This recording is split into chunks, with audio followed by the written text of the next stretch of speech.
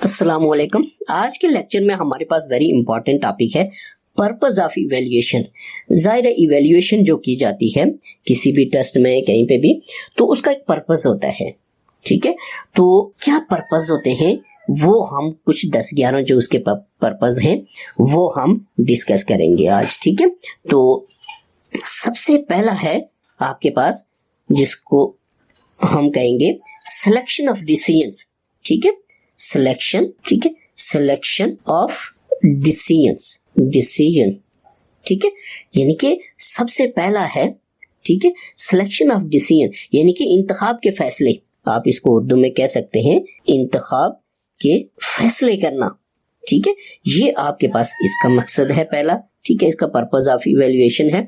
उसके बाद second number दूसरा अगर हम देखें तो प्लेसमेंट डिसीजंस। ठीक है, प्लेसमेंट ऑफ डिसीजंस आप कह सकते हैं प्लेसमेंट, ठीक है, ऑफ डिसीजंस। ठीक है, यानी कि दूसरे इसको उर्दू में आप कह सकते हैं तैनाती के फैसले।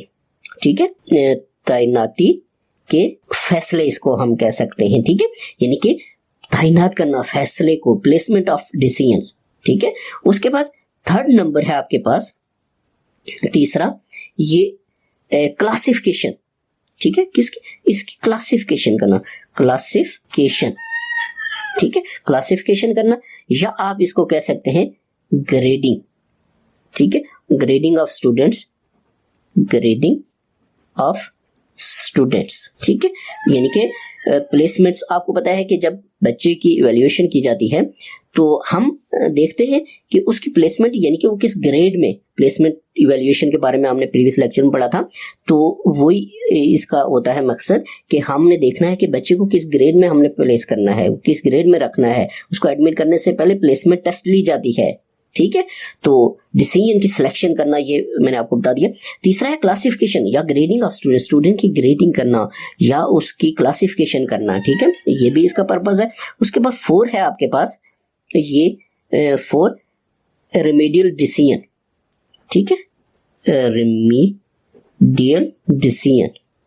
ठीक है, रेमेडियल डिसीजन। ठीक है, रेमेडियल डिसीजंस। रेमेडियल डिसीजंस का मतलब है इस्लाही फैसले, इसको हम उर्दू में कह सकते हैं। ठीक है, इस्लाही फैसले करना।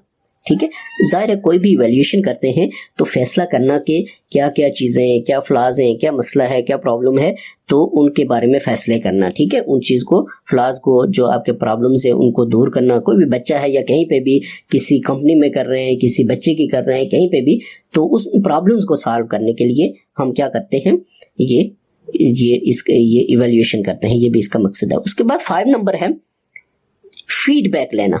ठीक है, फीडबैक। अब देखिए फीडबैक यानी कि राय लेने के लिए भी हम ये करते हैं कि फीडबैक लेना किसी भी चीज का। कोई भी फर्ज करते हैं आप किसी क्लास में पढ़ा रहे हैं तो वहां पे आप उसकी इवैल्यूएशन करते हैं कि क्या इस बच्चे की प्रोग्रेस सही है, पढ़ रहा है, नहीं पढ़ रहा है, फीडबैक आ जाता है। ठीक है, या किसी कोई कंपनी है तो उसका फीडबैक लेना, आप इवैल्यूएशन करते हैं मजदूर से या कहीं पे भी, तो फीडबैक एक आ जाता है। तो फीडबैक भी इसका एक मकसद है। ठीक है, उसके बाद आपके पास है 6 नंबर, ये आपके पास है गाइडेंस एंड काउंसलिंग के लिए। ठीक है, गाइडेंस, ठीक है, गाइडेंस एंड काउंसलिंग। ठीक है, काउंसलिंग, गाइडेंस और काउंसलिंग अलग अलग चीजें, ये मैं आपको बताऊंगा, इसके ऊपर पूरा लेक्चर है।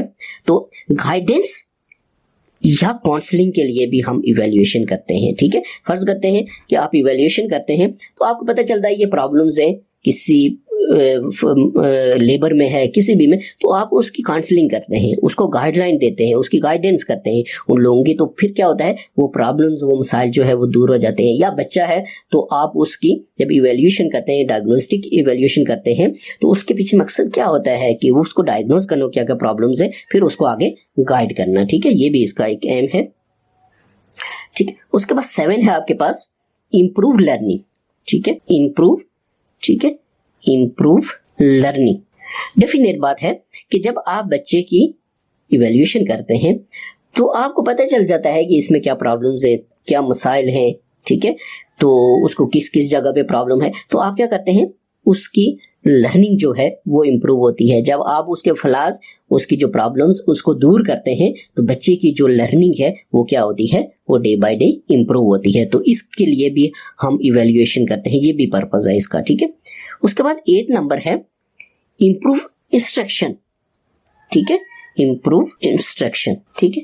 देखिए एक टीचर है ना, ठीक है, जब वो बच्चे की इवेल्युएशन करता है, ठीक है, डायग्नोस्टिक है या कोई भी फॉर्मेटिव इवेल्युएशन है, तो क्या होता है कि उसको पता चल जाता है कि इस बच्चे की कंडीशन क्या है, ठीक है। फिर वो उसके हिसाब से उसको इंस्ट्रक्शन देता है। अगर वो लो लेवल पे है तो वो लो लेवल पे जाके उसको इंस्ट्रक्शन देगा, हाई लेवल पे है तो उसको हाई लेवल पे जाके इंस्ट्रक्शन देगा। इट्स मीन कि इंप्रूव होती है इंस्ट्रक्शन, ठीक है, ये भी इसका पर्पस है। उसके बाद 9 नंबर है, ये आपके पास है मोटिवेशन, ठीक है, मोटिवेशन।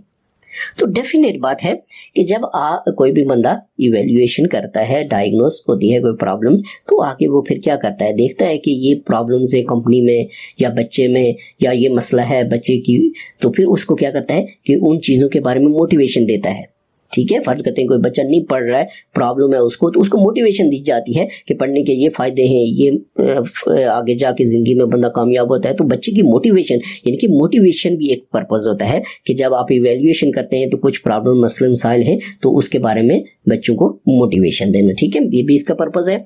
उसके बाद आपके पास 10 नंबर है, ठीक है, तो ये रिपोर्टिंग टू पेरेंट्स, ठीक है, रिपोर्टिंग टू पेरेंट्स। डेफिनेट बात है कि आपने देखा होगा जब आप बच्चे की इवेल्युएशन करते हैं, टेस्ट लेते हैं उसकी, तो फिर क्या करते हैं आप, पेरेंट्स बुला के पेरेंट्स मीटिंग करते हैं, पेरेंट्स को रिपोर्ट करते हैं कि आपका बच्चा कमज़ोर है तो इसके पीछे क्या मसाइल हैं, वो घर में किस तरह है, वो क्या मसाइल हैं, वो हमेशा खेलता रहता है, पढ़ता है नहीं पढ़ता है। तो क्या करता है कि आप पेरेंट्स को रिपोर्ट करते हैं, जब उसकी इवेल्युएशन कर लेते हैं तो उसकी जो प्रॉब्लम्स है, मसाइल है, उनसे डिस्कस करके फिर उनको दूर किया जाता है। उसके बाद 11 है, ठीक है, 11 है प्रोग्राम इवेल्युएशन, ठीक है, प्रोग्राम इवेल्युएशन, ठीक है। प्रोग्राम इवेल्युएशन मीन के प्रोग्राम की तशखीस करना, ठीक है, यानी कि आपके पास यह है कि इवेल्युएशन हम इसलिए भी करते हैं, ये भी मकसद होता है कि कोई भी बच्चा है या कोई भी चीज़ है तो उसका क्या प्रोग्राम है, उसका माइंड सेट क्या है, या कोई भी प्रोग्राम करने के लिए हम,